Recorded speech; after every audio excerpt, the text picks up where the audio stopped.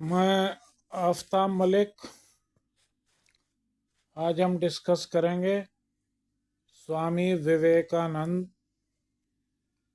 जो एक महान समाज सुधारक थे और आज इनका जन्मदिन है। 12 जनवरी को मनाया जाता है।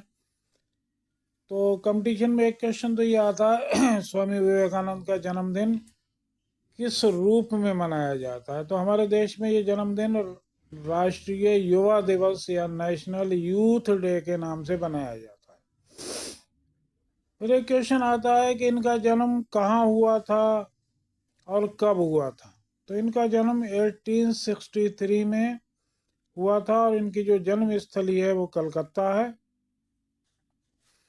इनके बचपन का नाम कंपटीशन में बहुत बार पूछा गया है।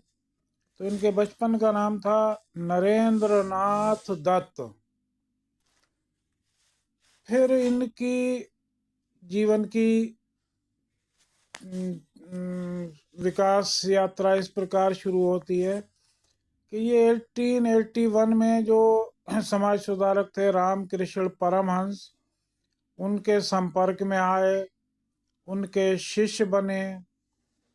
और चूंकि स्वामी रामकृष्ण परमहंस की मृत्यु बहुत अर्ली एज में हो गई थी, कैंसर, गले के कैंसर की वजह से, तो उनकी मृत्यु के बाद फिर इन्होंने उनके नाम पर रामकृष्ण मठ बनाया।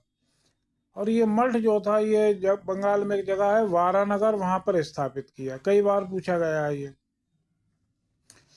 इसके बाद फिर इनसे जो ज्यादा क्वेश्चन आता है वो ये पूछते हैं कि वो कौन से महान समाज सुधारक थे जो 1893 में शिकागो नगर अमेरिका गए थे और क्यों गए थे, ये भी क्वेश्चन आता है। तो ये 1893 में अमेरिका का जो शहर है शिकागो, वहां पहुंचे थे और पूछते हैं क्यों गए थे वहां पर। तो वहां ऑल रिलीजन कॉन्फ्रेंस थी, ये सर्वधर्म सम्मेलन, और उसमें ये भाग लेने के लिए गए थे।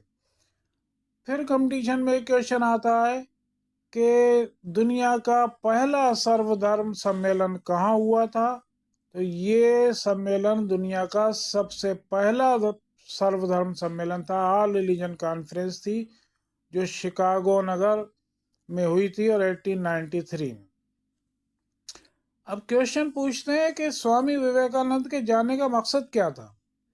तो एक तो उनका मकसद था कि भारतीय संस्कृति को संस्कृति से पूरी दुनिया को अवगत कराना चाहते थे। और एक उनका बहुत बड़ा मकसद था जो भारतीय समाज में एक अंधविश्वास था कि समुद्र यात्रा करने से व्यक्ति अशुभ हो जाता है। तो एक कॉन्सेप्ट उनका ये था, इस अंधविश्वास को तोड़ना था कि समुद्र यात्रा करने से व्यक्ति अशुभ नहीं होता। और इस उद्देश्य से वो वहां गए थे और उन्होंने इस अंधविश्वास को भी तोड़ा और भारतीय संस्कृति से संपूर्ण विश्व को अवगत कराया। फिर एक क्वेश्चन पूछते हैं कि इन्होंने जब सर्वधर्म सम्मेलन में इनकी बारी आई है, जब ये स्पीच के लिए खड़े हुए, तो इन्होंने अपने भाषण की शुरुआत किन शब्दों से की थी। तो इन्होंने अपने भाषण की शुरुआत की थी, मेरे अमेरिकन भाइयों और बहनों।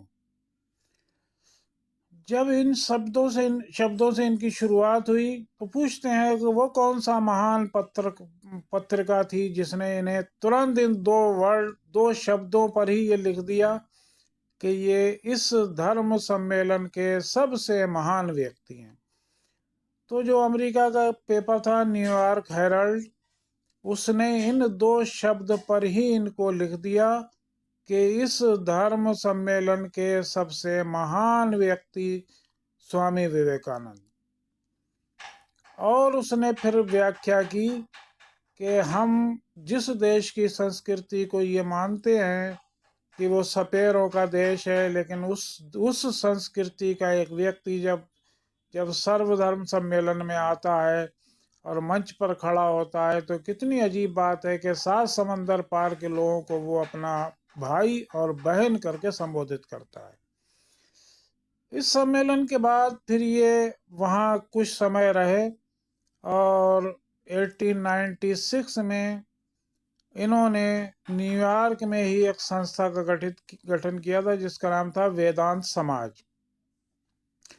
और उसके बाद ये फिर भारत आए और भारत आने के बाद मई 1897 में इन्होंने अपने गुरु रामकृष्ण परमहंस के नाम पर रामकृष्ण मिशन की स्थापना कर दी। ये कंपटीशन बहुत आता है। 1897 में रामकृष्ण मिशन की स्थापना किसने की? स्वामी विवेकानंद। और फिर जो इन्होंने 12 नगर में जो मठ स्थापित किया था, पहले कर चुके थे, उसको फिर इन्होंने वेलूर में ट्रांसफर किया।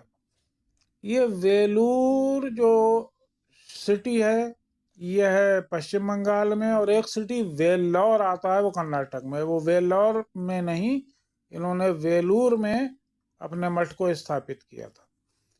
पूछते हैं स्वामी विवेकानंद की अगर कोई प्रमुख शिक्षाएं हैं तो वो क्या है? तो एक क्वेश्चन ये बहुत बहुत बार आया है कि उठो, जागो और तब तक चलते रहो जब तक लक्ष्य प्राप्त ना हो जाए। ये नारा किसने दिया था?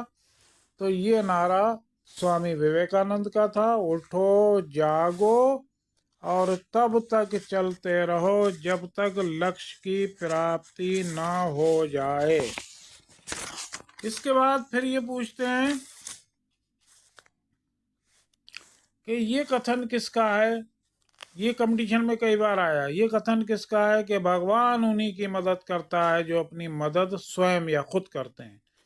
तो ये कथन भी स्वामी विवेकानंद का ही है कि भगवान उन्हीं की मदद करता है जो अपनी मदद खुद करते हैं।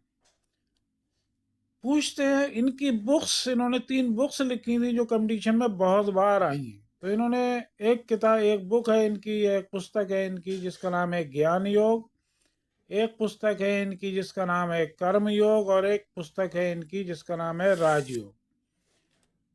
और फिर पूछते हैं कि चूंकि इन्होंने एक न्यू कॉन्सेप्ट दिया था तो इनको नवीन हिंदूवाद का प्रणेता के नाम से भी जाना जाता है।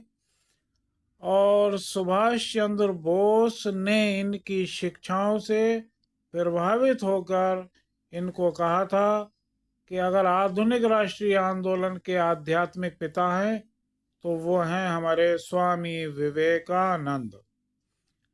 इनके बारे में इतना कंपटीशन में आता है। और इसी के साथ मैं आपसे विदा लेता हूँ और इन शब्दों के साथ, if you work hard success will किस योर फीट।